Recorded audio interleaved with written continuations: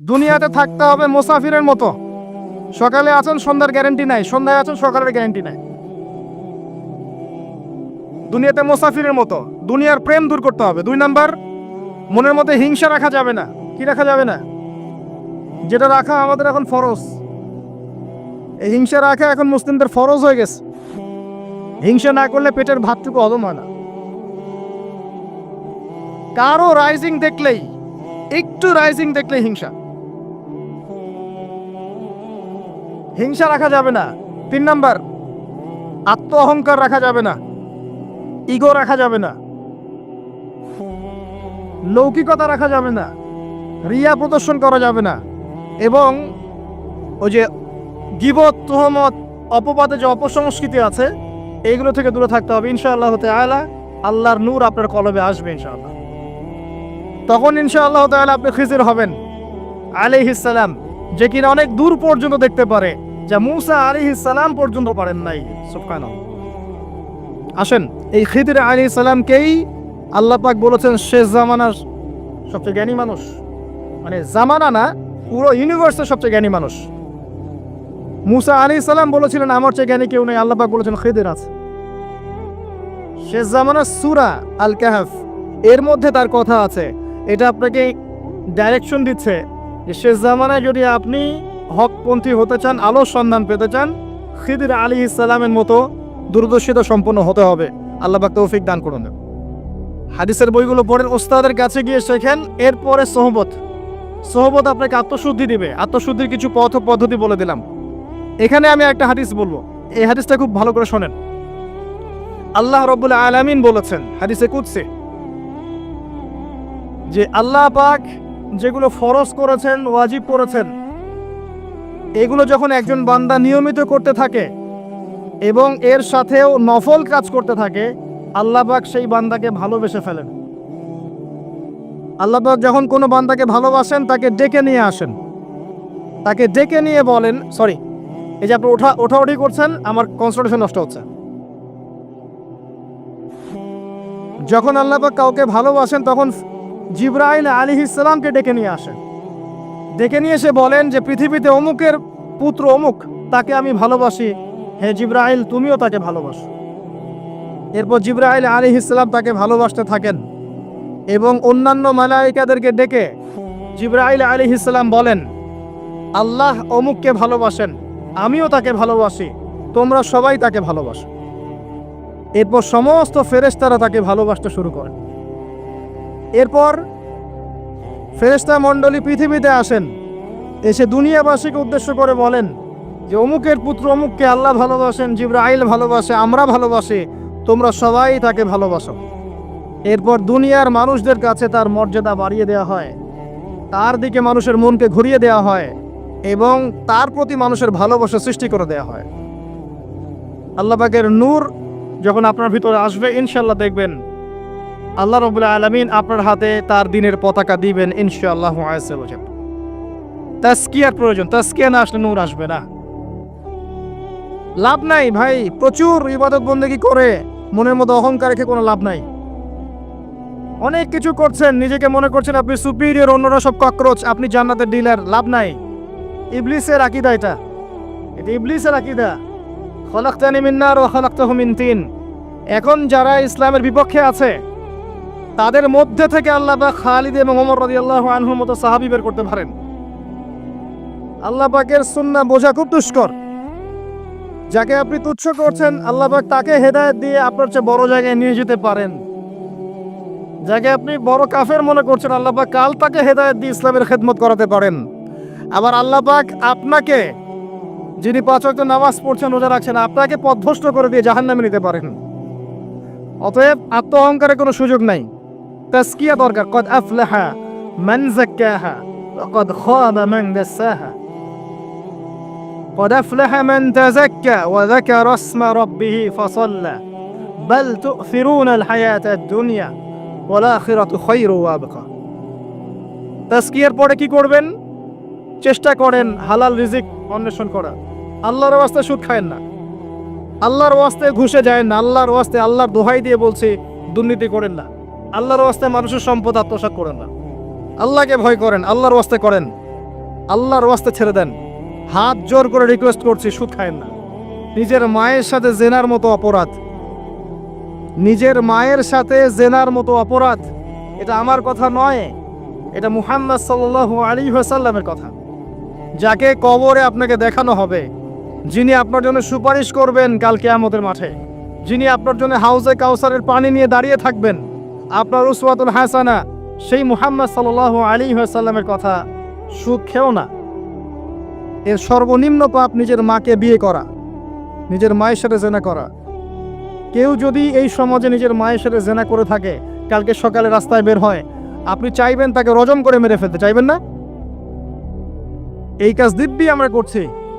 সর্বোচ্চ পাপ সুদের, আল্লাহ এবং তার রাসূলের সাথে যুদ্ধ করা।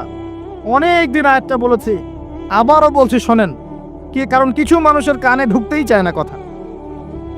আল্লাহ পাক বলেছেন, ইয়া আইয়ুহাল্লাযীনা আমানু, হে মুমিনগণ, ইত্তাকুল্লাহ, আল্লাহকে ভয় করো। ওয়া যারু মা বাকিয়া মিনার রিবা, সুদের অবশিষ্ট অংশগুলো ছেড়ে দাও। ইন কুনতুম মুমিনিন, যদি প্রকৃতপক্ষে মুমিন হয়ে থাকে। ওয়া ইল্লাম তাফআলু, যদি তোমরা এই কাজ না করো। শুনেন আল্লাহর কথা, আল্লাহ বলছেন যদি তোমরা এই কাজ না করো, ফাযানু বিহারবিম মিনাল্লাহি ওয়া রাসূলিহি, তাহলে আল্লাহ এবং তার রাসূলের সাথে যুদ্ধের ঘোষণা শুনে না। The path is yours, choose your path, রাস্তা আপনার, আপনি চুজ করেন কোন পথে আপনি যাবেন। কেউ বাধ্য করবে না আপনাকে। লা ইকরাহা ফিদ্দিন, দিনে কোনো বাড়াবাড়ি নাই। তরোয়াল দিয়ে কেউ বলবে না যে সুদ খেও না, তরোয়ালের জন্য কেউ বলবে না যে ইসলাম কবুল করো, ইসলাম এগুলো হারাম। ইসলাম এভাবে ছড়ায় নাই, এগুলোর সাথে ইসলামের কোনো সম্পর্ক নাই। ইসলামের নামে যারা সন্ত্রাসবাদ ছড়িয়েছে এবং জঙ্গিবাদ ছড়িয়েছে, এগুলোর সাথে ইসলামের কোনো সম্পর্ক নাই। ইসলাম বাধ্য করবে না আপনাকে, কিন্তু আপনি রাস্তা, ওয়াহাদাইনাহুন নাজদাইন, দুইটা পথ আমি দেখিয়ে দিয়েছি, আপনি একটা চুজ করেন। ইম্মা শাকিরা ওয়া ইম্মা কাফুরা, ইচ্ছা হলে আপনি কুফরি করেন, ইচ্ছা হলে কৃতজ্ঞ হন। আল্লাহ বলেছেন সুদ খেও না। নিজের মায়ের সাথে জেনা করা, আল্লাহ এবং তার রাসূলের সাথে যুদ্ধ করা, আপনি পথ চুজ করেন। একটা টাকা যদি হারাম থাকে রিজিকে, আপনার ইবাদত কবুল হবে না। সে যেই হোক, দাড়ি টুপি পাগড়ি জুব্বাওয়ালা মানুষও যদি সুদ খায়, জায়েজ হয়ে যাবে না। পৃথিবীর সমস্ত মানুষ যদি ভোটাভুটি করে যে সুদ হালাল, হালাল হয়ে যাবে না। পরিবারের হালাল রিজিকের ব্যবস্থা করেন। অনেক মানুষ দেখা হয়, কথা হয়, মেসেঞ্জারে টেক্সট করে, হোয়াটসঅ্যাপে নক করে, বড় চাকরি করতো, 60,000 70,000 80,000 টাকা বেতন পেত, তখন রিজিকে বরকত ছিল না, ছেড়ে দিয়েছে, চায়ের দোকান দিয়েছে, এখন রিজিকে বরকত আছে। আজকে একজনের সাথে দেখা হয়েছে, তিনি ইউএস বাংলা এয়ারলাইন্সে কাজ করেন। আমাকে বলছেন, ভাই, মুরব্বী মানুষ, আমার পরিবারের সদস্য সংখ্যা বেশি ছিল, হারাম জবে ছিলাম, সুদ খেতাম, সুদি এনজিওতে কাজ করেছি, আপনার লেকচার শুনেছি, আলহামদুলিল্লাহ, আল্লাহ পাক শুনিয়েছেন তাকে, এখানে আমার কোনো ক্রেডিট নাই, তিনি ছেড়ে দিয়েছেন, এখন এখানে কাজ করেন। আমি বললাম, পরিবারে কি কোনো সমস্যা হয়, রিজিকে বরকত আছে না? তিনি বলছেন, এখন বারাকার শেষ নাই। বলছে কেউ অসুস্থ হয় না পরিবার আমার এখন, আগে ডেইলি অসুস্থ হতো। আমার টাকা চুরি চামারি হয় না, আগে আমার টাকা আত্মসাৎ হয়েছে। বরকত কি জিনিস আপনাকে বুঝাই, বরকত চোখে দেখা যায় না।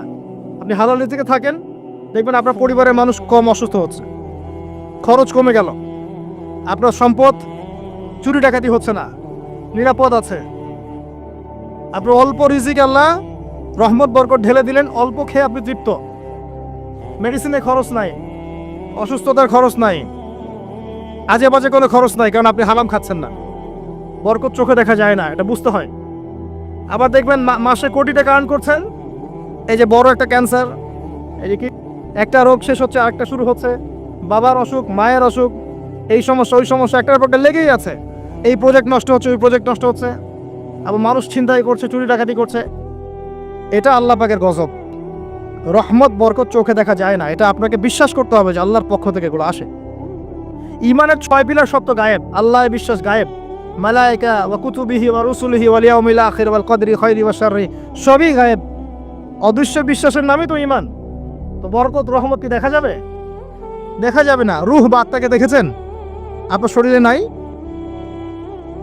এভাবেই আল্লাহর রহমত বরকতে বিশ্বাস করতে হবে। আল্লাহ পাক ইনশাআল্লাহ তাআলা আপনার হালাল অল্প রিজিকে বারাকা দিবেন ইনশাআল্লাহ। আল্লাহর ওয়াস্তে দুর্নীতি করেন না, আল্লাহর ওয়াস্তে করেন না। আমি বলি একটা হাদিস শোনাই, আমরা তো দায়িত্ব পেলে অনেক খুশি হই। রাসূলুল্লাহ সাল্লাল্লাহু আলাইহি ওয়াসাল্লাম বলেছিলেন, হে আবু যার, তুমি কখনো দুইজন ব্যক্তির দায়িত্ব নিতে যেও না। যদি দুইজন ব্যক্তির দায়িত্ব নাও, যেন তোমাকে ছুরিবিহীন জবাই করে ফেলা হয়েছে, কারণ প্রত্যেককে তার দায়িত্ব সম্পর্কে জিজ্ঞাসা করা হবে। আমরা তো খুশি হই। রাসূল সাল্লাল্লাহু আলাইহি ওয়াসাল্লাম বলেছেন, তোমরা কি জানো সবচেয়ে বড় মিসকিন কে? সবচেয়ে বড় মিসকিন কে? দরিদ্রকে?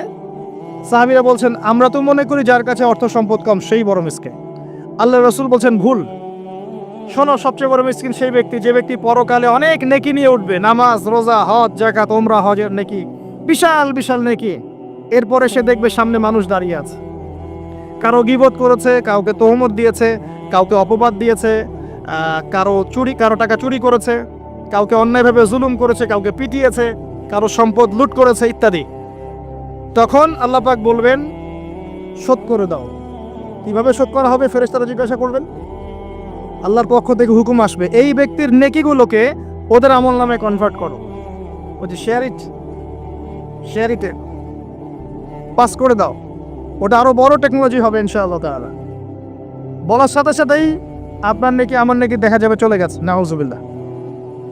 এবার সব নেকি শেষ। এবার কি হবে? অর্ডার আসবে, তাদের গুনাহগুলোকে এই ব্যক্তির আমল নামে চাপিয়ে দেওয়া হবে। এরপর আল্লাহ পাক বলবেন, ইকরা কিতাবাক, পড়ো তোমার কিতাব। ওয়া কাফা বিনাফসিকা আল-ইয়াওমা আলাইকা হাসিবা, আজকে তুমি তোমার হিসাব নেওয়ার জন্য যথেষ্ট। এই কিতাব আর ডান হাতে আসবে না, ঘুরে আসবে। ওয়া আম্মা মান উতিয়া কিতাবাহু বিশিমালিহি ফাসাউফা ইয়াদউ সুবুরা, তখন সে মৌতকে ডাকতে থাকবে। হায়, আজকে আমার একটা মৃত্যু দিয়ে কাজ হবে না, 1000টা মৌত আমার দরকার।